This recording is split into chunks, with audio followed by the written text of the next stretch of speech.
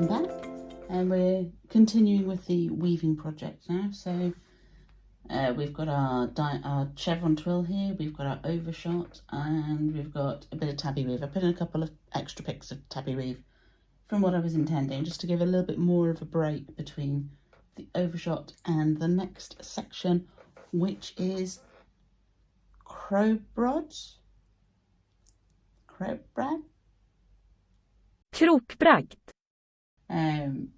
So this is my original draft. I have made an error here. I haven't put in enough pics of the grey, but that's fine.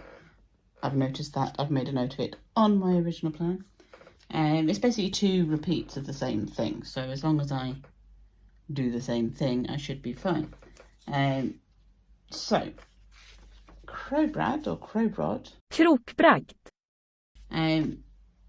I've done a separate little draft for it because it's a 3-set weave or a 3-pick weave, and each pick falls down onto itself to create this pattern. I'm essentially going to have to repeat these 3 picks here at the top to get the separation between the rows of crosses. That's fine. I've made a note of that. So for the first pick, we're doing colour. For the second and third pick, we're doing background. For the third pick, we're doing colour. For the fourth pick, we're doing colour. For the 6th pick, we're doing background. So you're constantly thinking in sets of 3. So yeah, I'll build up this cross, and once I once I beat them down, they'll all land on top of each other and create this cross. It took me quite some time to work out how to draft this. This is the idea that I came up with, and I was trying to sort of separate it out into separate picks to work out what went where. Your first pick in this draft, sometimes I've seen the drafts start with what I've got as my second pick.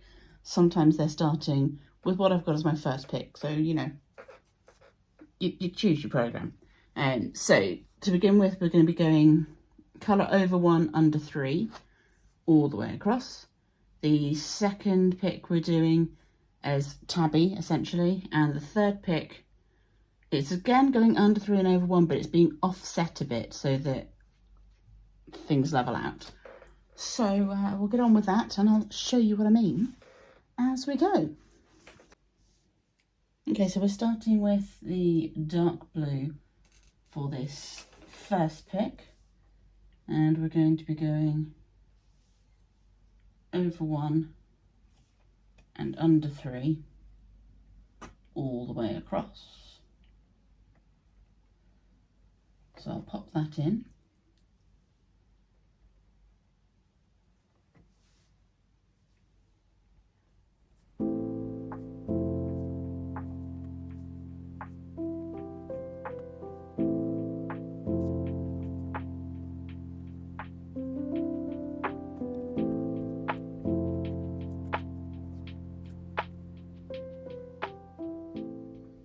And at the end here, I'm just going to fudge it a little bit to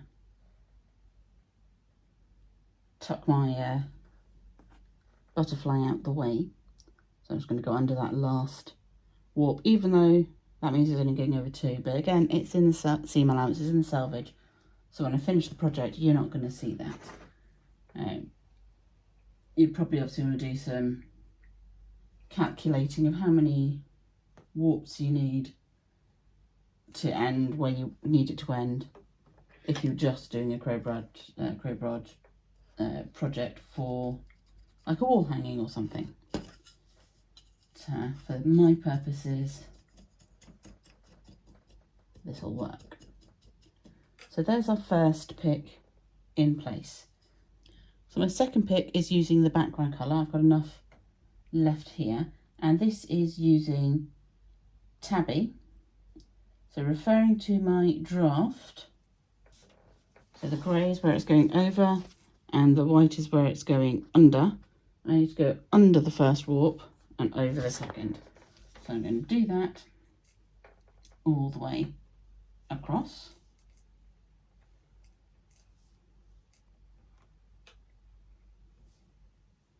I'm doing this one warp thread at a time just to make sure that I get this first one in correctly. Once I come back to do later tabbies, then I'll have this one to base it off of. I'm actually thinking what I'm going to do first is actually go over the first 2 warps because it's in that seam allowance selvage edge. I want to make sure that the end of this pick is just nice and neat and not sort of coming out into the bit that's not the seam allowance.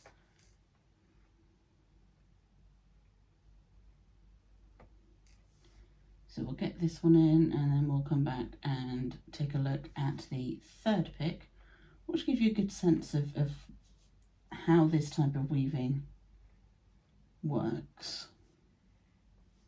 And for my full crosses I do need to do 6 picks.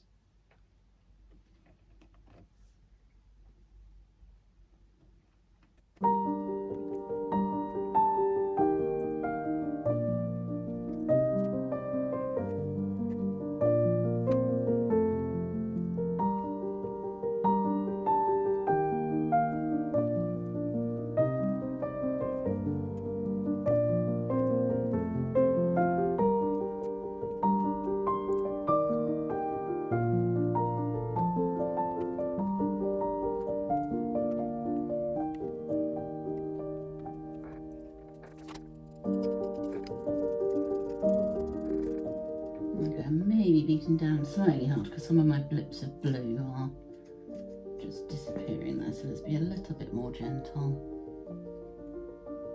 and let's make sure they are showing up.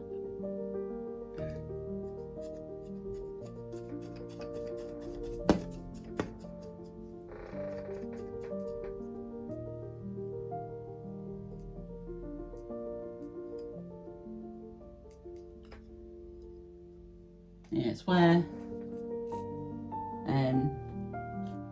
they're not set. It's because they're not going over and under at the same rate. That's why it's just being a little bit peculiar over here.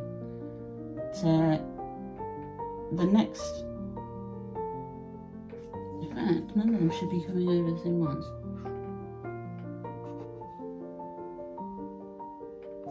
Bear with me while I just check that I've got things right. I'm going to pop the fan on whilst I do it though because it's quite warm again today. And I'll come back to you once I've just made sure this is all neat to do the 3rd pick.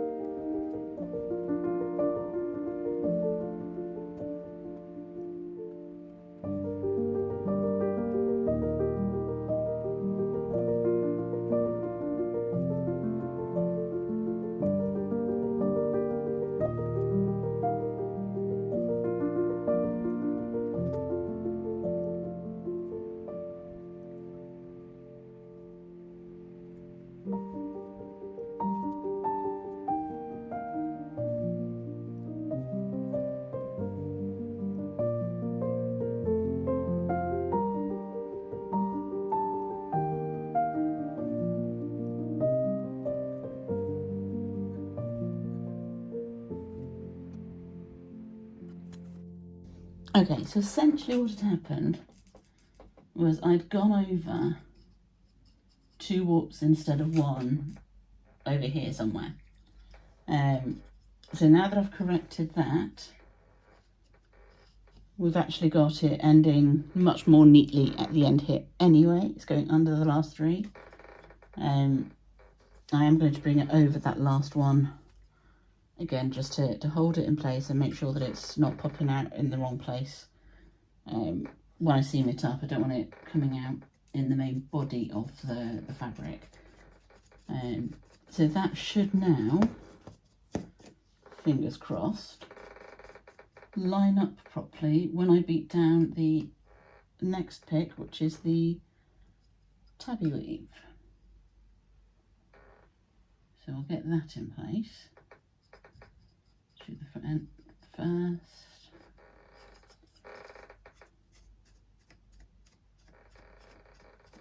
Okay, going to try not to beat down too hard. Obviously you do need to beat down hard enough, but I do find these things compact a bit more as you put more rows on top.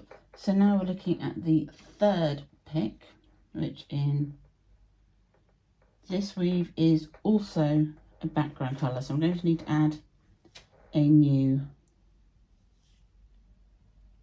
butterfly in. So here's my new butterfly, and I'm actually going to start it from over this end again, mostly because I've drafted from right to left. So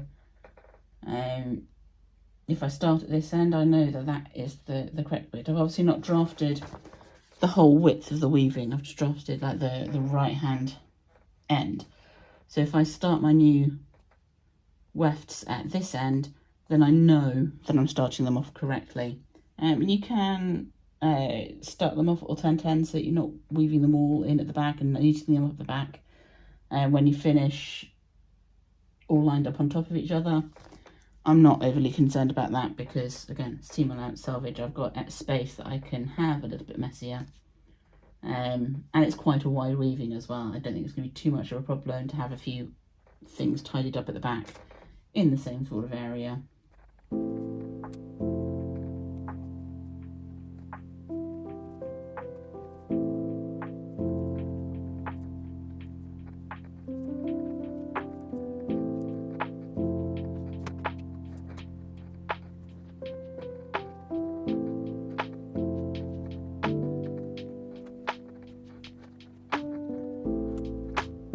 And again, I'm just going to go under that last one just to hold it in place and keep it out of my way whilst I'm working on the next pick.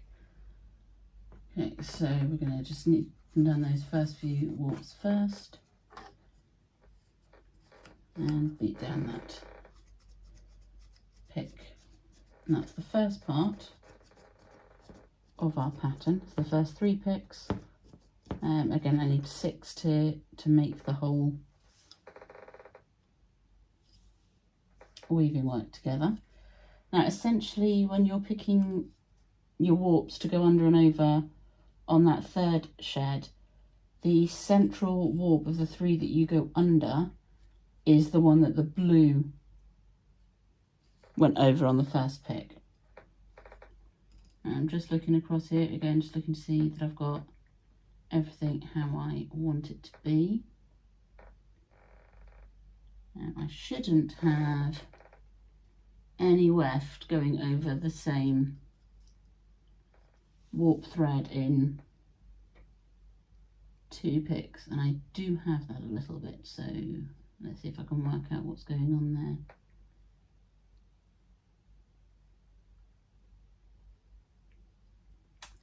That first plain weave pick, I've gone over 2 warps again. You may be wondering to yourself, why am I keep making the same mistake? Essentially, I don't have sheds on this. I don't have heddles on this loom at all, and I don't have anything long enough to make a shed stick with for this loom. I also have nowhere to put the shed stick when I'm not using it. If you were doing this style of weaving on a loom that has heddles, you'd basically want to create 3 sets of heddles. So you'd have 1 for each pick, and then you're just changing the colour as you weave it through. So yeah, so I'm going to put the fan back on and get this bit corrected again. Once I've got these 3 in, I can use these 3 as the marker of where everything's going over and under for the next 3 and so on, for as long as I'm doing this style of weaving. So yeah, the first 3 picks are taking a little bit longer than they would do if I had shed sticks or if I had heddles, but I'm okay with that. It's a slow craft. I don't have a problem with that. Okay, so I'm going to get on with this and I'll come back to you once I'm working on picks 4 to 6 to get the rest of this cross in place. Okay, so the 4th pick is now in place, and because I've got the first 3 picks now corrected and where they're supposed to be, I can use the first 3 picks to tell me where I'm putting the next pick. So the 4th pick, you're going over the same space as the colour in the first pick. I am going to need to beat these down a little bit more tightly as I go, so that they're sitting more nicely on top of each other, but we'll get there. So yeah, so your 4th pick is the same as the first pick. Now I need to come back with a tabby weave row, so that's row 5, or pick 5, same as pick 2, and the only difference being that I'm doing this one in colour this time. So I'm going to come back with that, and I'm looking at what I did on the second row to tell me where I'm placing the weft on this pick. So we go under the first 2 like we did on pick 2, just to get it to the right place. And then to the light, we went over. So going under the first one to get it to the back, over the second one, and then under.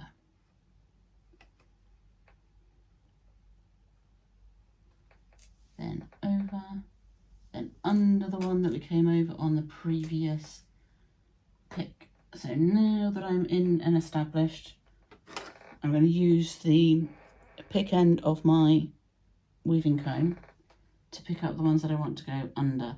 So we're going under the ones that were over in the last row. So I'm using that as my base point to work out where I'm picking up the warps to then send my butterfly under. As I say, if you have a loom with heddles, you would just be picking up the relevant shed and sending your shuttle or your butterfly through. But this method works for me. I quite enjoy manipulating the warps by hand, and yeah, like I say, I can use the tail end of my weaving comb to do that for me. I don't find it takes particularly long on this size of a loom. It's not like it's a big massive carpet floor loom or the kind of tapestry looms you'd use for the big house tapestries, but yeah, it is a bit slower than if I had heddles in.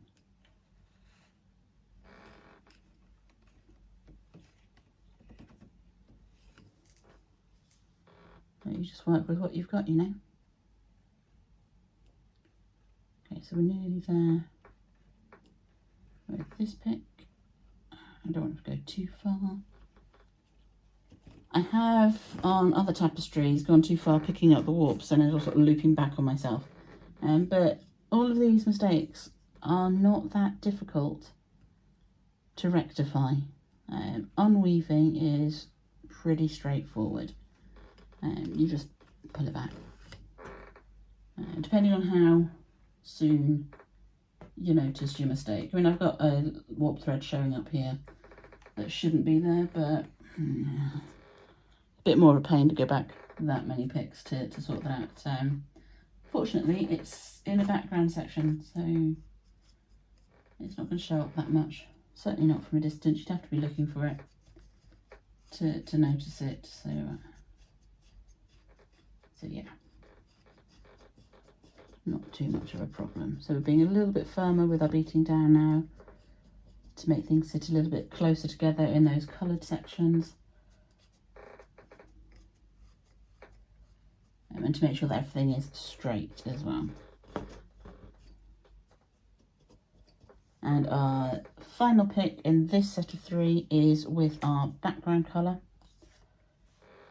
And this is an over 1, under 3. So this is the pick where the central one of the 3 that you're going under is the one that the colour was going over in the first pick of the group. So this warp here, this warp here, this warp here, they're the centre of the 3s that we're going under. So we're going to use that to our advantage to help us work out which warps to pick up to go under. I should be going over that one.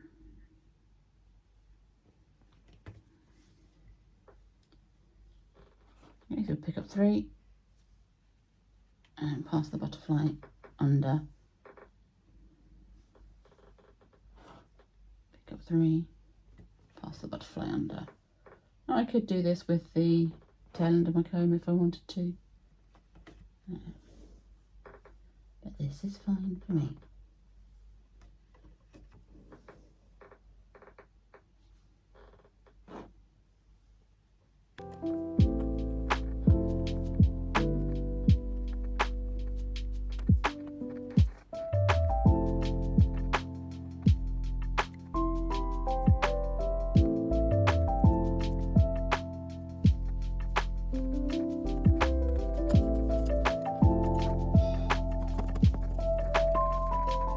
Again, we're beating down pretty firmly because we want those wefts to sink into the gaps on each row so that the colour sits next to each other. Now obviously with mine, because I've only got the one warp between each of the crosses, which seems to be quite common in this style of weaving designs, they do seem to be rows of things that are quite close together, and because you're weaving with the one colour at a time, you'd have to skip things that wouldn't really fit the structure as nicely. The crosses may not come out as looking as distinct, separate individual crosses as much as they do on the draft, because obviously paper, I'm working with squares. With working with yarn and fibre and stuff, things are a little bit more organic than an Excel spreadsheet, which is what I used to create the draft. So I'm not at all surprised that there's not so much of a gap at the moment between these crosses. So we'll see what they're like once I've got the next set of 3 wefts in. So it's same process. Over 1, under 3, over 1, under 3 for one row, tabby weave for the next row, and then an offset over 1, under 3, over 1, under 3 for the final row. And that should give us the end of this pattern repeat. I've then got a spacer set of 3, which is again same set, it's just I'm going to do it on the background colour before I come back and do the light blue crosses. But they're all they all work in the same way. It's all following the same pattern of 3 picks, 3 sheds. You're just changing which picks are colour and which picks are background as you go up. So you can actually change colour partway through a design as well as you go up.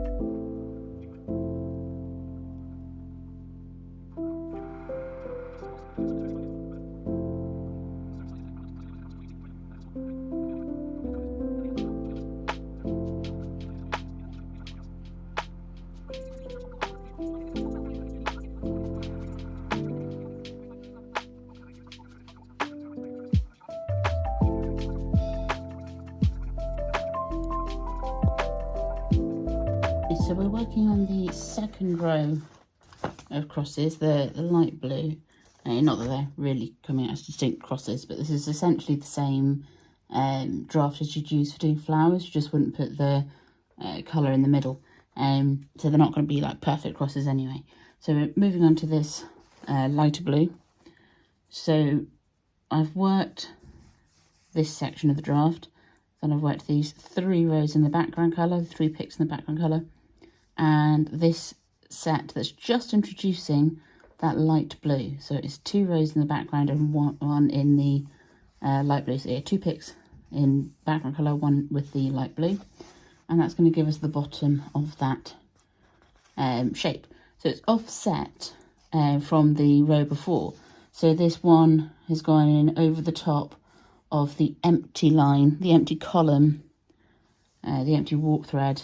Let's just have the background colour going over it to shift those over slightly. So I'm going to keep going with these 6 picks and then another 3 of the background colour on top, and that'll be that repeat worked through. So I'll come back to you and show you what that looks like once it's done. It's all essentially following the same process. So we're about to come back with the background colour for pick 1 of this set. So this is going to go under 3 and over 1. So it's going to be going under 3 so that that little blue blip is in the middle of the 3 it's going under. So we're going to actually start with 3 under here to get us going with that pick. So then we go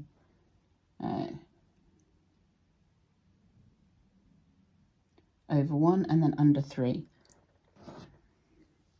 It's a horrible moment where I thought I was looking at the wrong pick because I just glanced at my draft. So I had to take a moment to just check which pick I was looking at.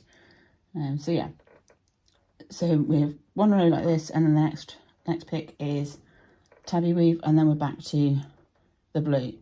So 2 in the background colour, 1 in the blue for this set of 3 picks.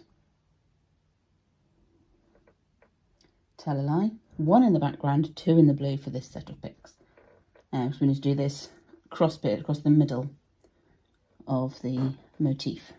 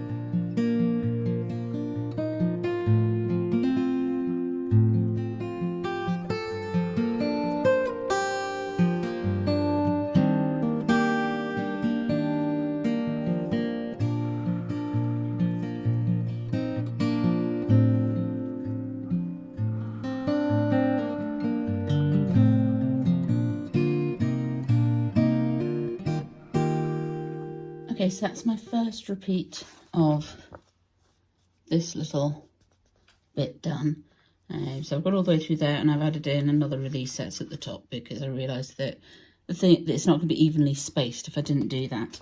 And you see this first row, the dark blue, they've got a lot closer together as I've been beating down the rows on top, which is encouraging.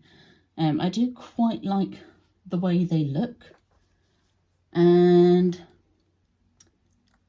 I'm toying with the idea of moving on to the next section straight away. My original plan was going to be to repeat this again, so then take that up to there, and then I've got the next section, which is probably a similar sort of width. Yeah, I think that's probably going to be more balanced if I do that. So yeah. Okay, so this section is now complete. I've done 2 repeats of my little draft. And if I move in here, you see that I've done an extra set of 3 picks between the dark and the light blue, but I didn't do that at the end of the repeat, which is a little bit of a whoopsie on my part, but don't mind the result. Is it me, or do they look a little bit like airplanes from above? Okay, so that's this section done. I'm going to put in a few picks of tabby weave and then move on to the next section, which I'll show you next week. That's going to be a diamond twill, but using 3 colours. So it's a little bit of a cross between a twill and an overshot from how I understand it. I'm sure I've already mentioned that these techniques that I'm using in this weaving, it's the first time I've tried them. So you're learning with me. That's why this is a vlog and not a tutorial. So yeah, so come back next week for that. In the meantime, there is this video up on the screen here, as long as I remember to put it on the right side of the screen and not in front of my face, that you might enjoy whilst you're waiting for that video to come up. And in the meantime, happy crafting and bye-bye for now.